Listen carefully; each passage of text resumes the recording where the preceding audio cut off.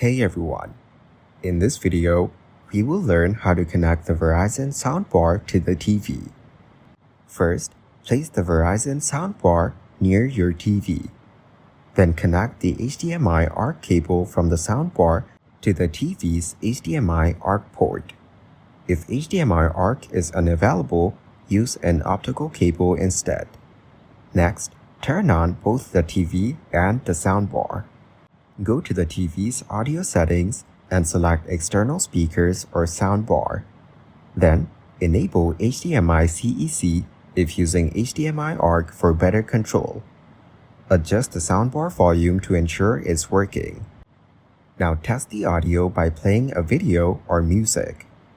Restart both devices if the soundbar doesn't connect properly.